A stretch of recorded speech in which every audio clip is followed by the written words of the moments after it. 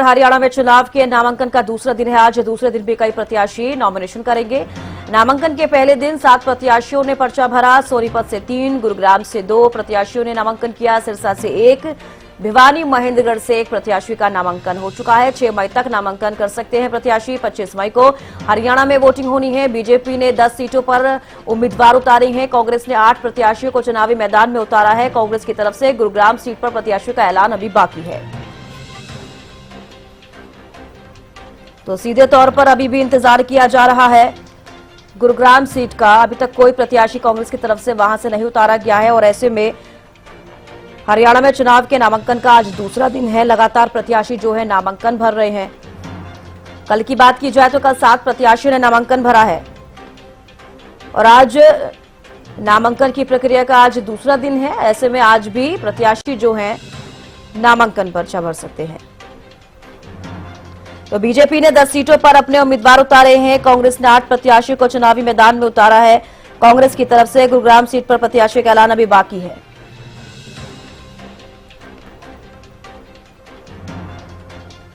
तो बड़ी जानकारी दे रहे हैं। हरियाणा में चुनाव के नामांकन का आज दूसरा दिन है। दूसरे दिन भी कई प्रत्याशी नॉमिनेशन करेंगे। कल 7 प्रत्याशियों का नामांकन हुआ। अमित तिवारी पॉलिटिकल एडिटर हमारे साथ लाइव जुड़ चुके हैं। अमित, कल से नॉमिनेशन की प्रक्रिया जो है शुरू हो चुकी है। आज दूसरा दिन है। कल की बात करें तो 7 नॉमिनेशन हुए हैं, आज भी नॉमिनेशन होने हैं। ऐसे में बड़ा सवाल यह है कि अभी तक कांग्रेस ने गुरुग्राम की सीट पर कोई प्रत्याशी नहीं उतारा।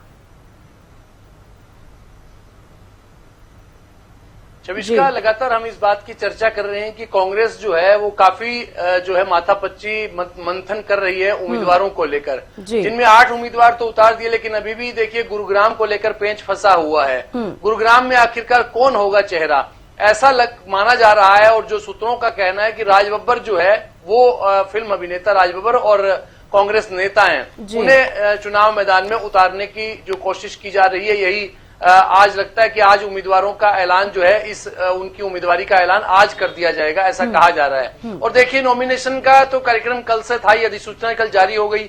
29 अप्रैल से लेकर और 6 मई तक जो है वो नामांकन का दौर चलेगा।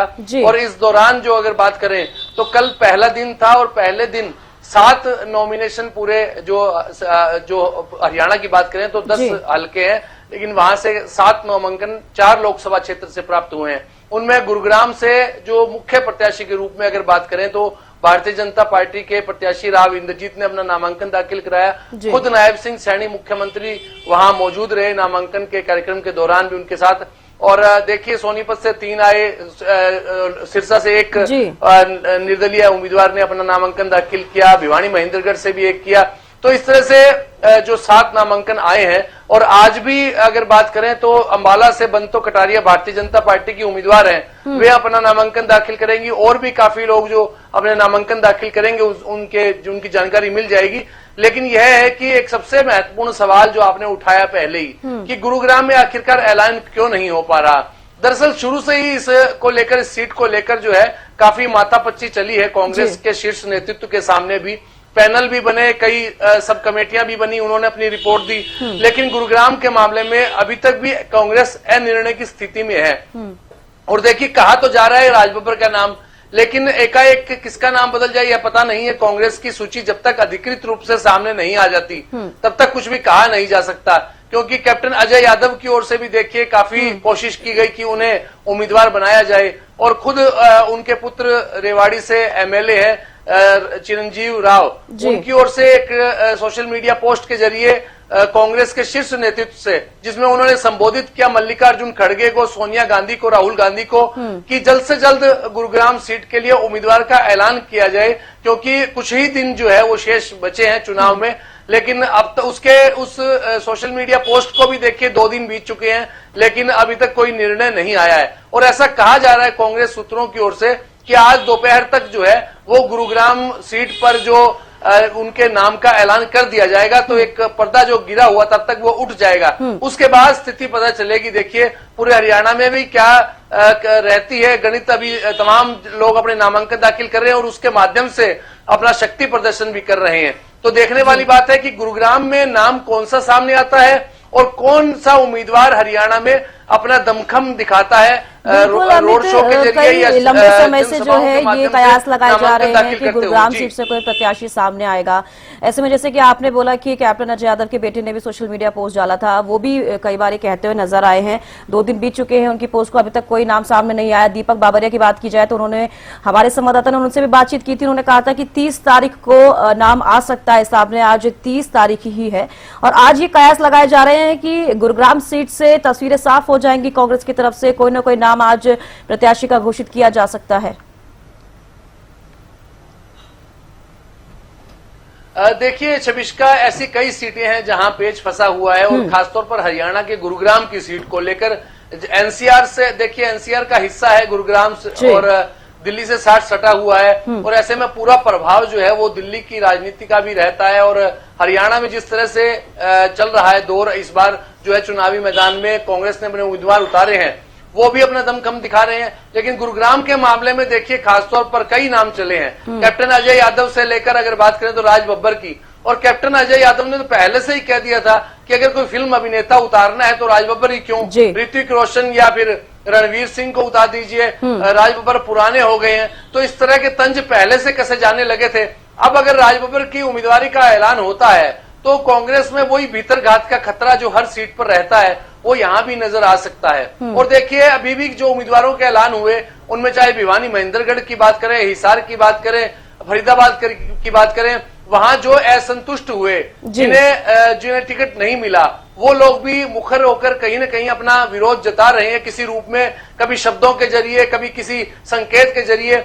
तो ऐसे में गुरुग्राम सीट का ऐलान होता है तो देखने वाली बात होगी कि पहले कौन उम्मीदवार सामने आता है और किसे नुकसान हुआ है, यानी कौन मायूस हुआ है टिकट नहीं मिलने से, जिसमें निराशा आई है, और वो अपना अगला कदम क्या उठाता है। तो इसी अंतर्कलह को रोकने के लिए, इसी असंतुष्टों को संतुष्ट करने की कोशिश में, इसी कवायद में कांग्रेस हाईकमान जुटा हुआ है और अभी तक नाम का ऐलान नहीं कर पाया। लेकिन अभी तो संतुष्ट करते हुए नजर नहीं आ रही है कांग्रेस। शाम तक जो है वो गुरुग्राम का, लेकिन अभी संतुष्ट करते हुए कांग्रेस नजर नहीं आ रही है। अभी करण दलाल की बात की जाए फरीदाबाद से, वो भी काफी नाराज नजर आ रहे हैं। कैप्टन अजय यादव भी बार बार वही बात कर रहे हैं। सोशल मीडिया पर उनके बेटे ने पोस्ट भी डाली है। अभी गुरुग्राम की सीट तो फंसी हुई है, लेकिन बाई इलेक्शन की बात की जाए तो अभी तक करनाल से भी कोई तस्वीरें साफ नहीं हो पाई है और नामांकन भरने की 6 तारीख लास्ट है और आज दूसरा दिन है, कल से शुरू भी हो चुका है। तो ऐसे में कांग्रेस इतनी देरी क्यों कर रही है? और देरी कर रही है तो कहीं ना कहीं उसको नुकसान तो होगा।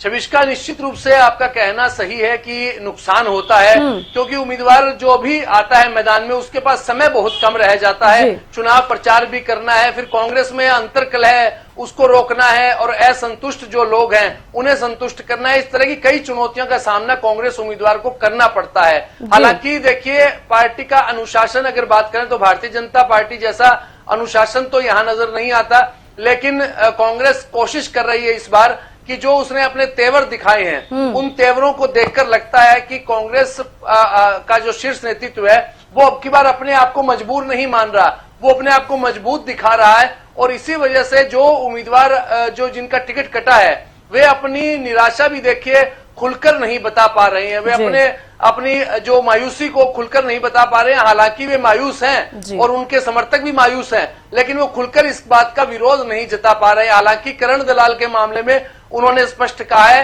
कि हो सकता है ये पंचायती उम्मीदवार के तौर पर सामने आ जाए, लेकिन अभी तक भी कुछ भी स्पष्ट नहीं है। और देखने वाली बात है कि आज दूसरा दिन नामांकन का है और 6 मई तक नामांकन होने हैं। तो ऐसे में कौन सा जो जिसका टिकट कटा है, क्या वो अपना अगला कदम निर्दलीय उम्मीदवार के रूप में उठाता है क्या? लेकिन ऐसा कम संभावना लगती है, क्योंकि चाहे किरण चौधरी के बयान देख लीजिए, श्रुति चौधरी के बयान देख लीजिए, वीरेंद्र सिंह के देख लीजिए, ब्रिजेंद्र सिंह के देख लीजिए, लेकिन वो कोई भी ऐसा अपने आप को नहीं शो कर रहे हैं कि वे निर्दलीय उम्मीदवार के तौर पर या बागी के तौर पर चुनाव मैदान में आकर डट जाएंगे। गुरुग्राम के मामले में भी ऐसा ही होगा। अगर कैप्टन अजय यादव का टिकट कटता है या किसी और का कटता है तो निश्चित रूप से वो पार्टी लाइन से अलग हटकर नहीं जाएगा, वो नाराज जरूर रहेगा, मायूस जरूर रहेगा। बिल्कुल पार्टी लाइन से अलग हटकर कोई भी जाना नहीं चाहता, ये उनकी तरफ से साफ कहा जा भी रहा है। हालांकि वो ये जरूर कोशिश कर रहे हैं, नाराजगी भी जाहिर कर रहे हैं कि हाईकमान ने उनके टिकट में नाम नहीं लिया। पूरी कोशिश उनकी तरफ से की जा रही है। बेहद शुक्रिया अमित हमारे साथ जुड़ने के लिए और तमाम जानकारी देने के लिए। लेकिन बड़ा सवाल यही है कि अभी तक कांग्रेस जो है लिस्ट में जिन जिन के नाम सामने आए हैं प्रत्याशी, उनके अलावा जिनकी टिकट कटी है वो काफी नाराज नजर आ रहे हैं। तो कौन कौन मैदान में है सोनीपत से आपको बता देते हैं।